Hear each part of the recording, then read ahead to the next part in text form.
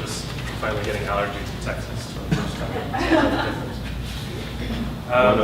One of us. Teresa asked me to bring a poem about my mom. I have two moms. Well, now I have four moms because my two moms have remarried, so Mother's Day is very difficult, challenging for me. Father's Day is great. I don't have to do anything.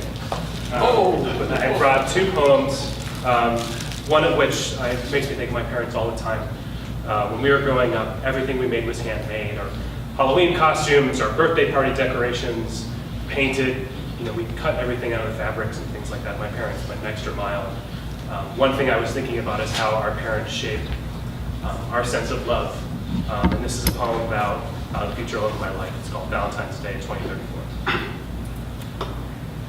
Donny Hathaway's rendition of a song for you purrs from a 7-inch in the living room. We rotate and spin. We're making handmade Valentine cards with the kids out of old parchment paper we've collected over the years, to slow dancing together around their sleepy bodies on the Egyptian rug my mom bought in 1995. The best new parent money could buy, her gift to us the night before the wedding in small company.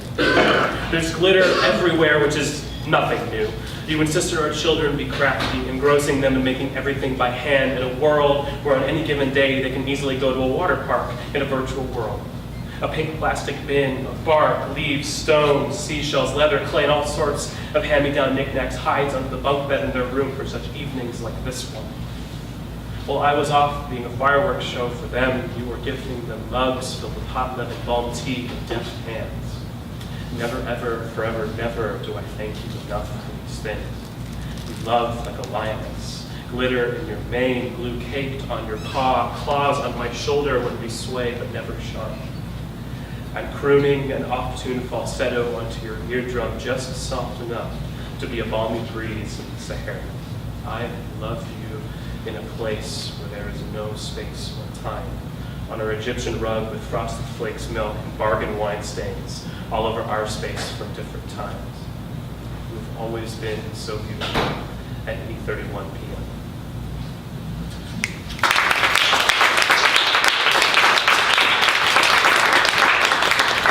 The second one is a little bit longer, it's a little bit funnier, and a little bit not funnier at the end. It's called The Unspecified Future. Some facts I'm very certain will be a reality in the unspecified future. Truck drivers will be the new milkmen. Cell phones will be the new cigarettes, and probably have been for quite some time, if we're all being honest with ourselves. Our self-driving cars will somehow be too anxious to take us somewhere if that somewhere has little to no parking. I will have forgotten to water the hologram plants again. Also, we will have hologram plants that need watering for some reason. People will now buy full meals, have been consolidated to cute little colorful cubes, but no more often than not, we will all neglect to eat everything we buy. The cubes will go sour, and we will be damned to the purgatory that is grocery shopping at 5:30 on a weekday. A purgatory that will definitely involve everyone neglecting to take their reusable grocery bags with them, and have to, yet once again, buy more. We will all have too many reusable grocery bags. Some things will be the same. The Seattle Mariners will miss the playoffs yet again by one game, and the Portland Trail Blazers will make the playoffs, only to get annihilated so swiftly in the first round yet again. The South by Southwest Film Festival will still make Austin seem like a party host who did a bunch of cocaine before their friends showed up, as it seemed so very cool and exciting, only to end up being so exhausting to be around. My friend Max Hamburger will still love trains and talk about them all the time, even though trains won't exist anymore. Long after the last locomotive gone, he will say to me, trains will be around for a while yet, as they are the most efficient way to move cargo in bulk. This will be the most funny, endearing human thing ever in my life. Starting new habits will still be very hard. Breaking bad habits will still be very hard, but Luke, you will be happy. Anxiety will not clench your neck with its legs on a wrestling mat, release you for a moment, and re-grip you harder to make it seem like you have a chance. Your bed will not be a glass tank of warm chlorine water inviting you to wade in it all day only to bury you with a poison in your lungs and keep you forever. Suicide will not make a midnight snack out of you, or an afternoon cubano of you. You will have starved suicide until he has no choice but to leave you.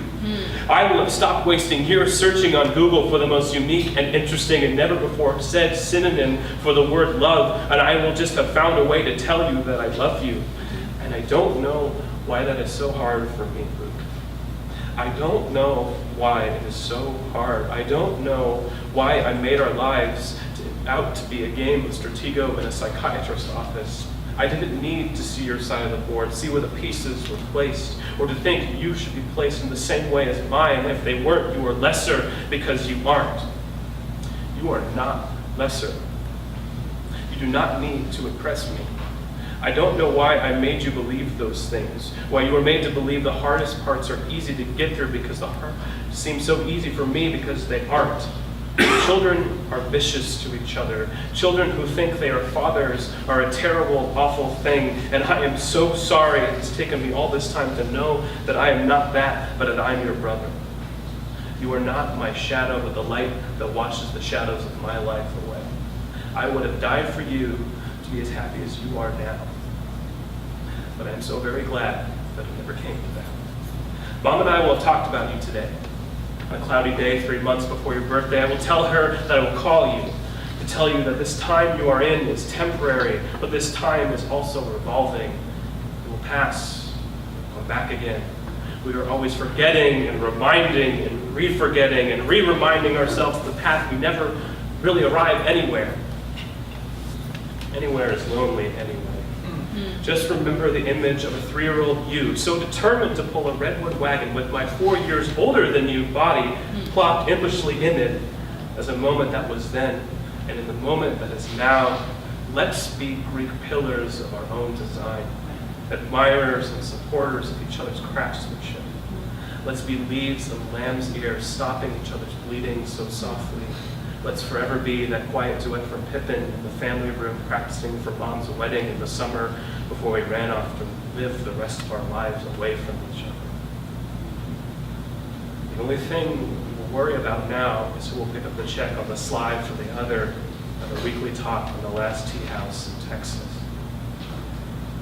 Which reminds me,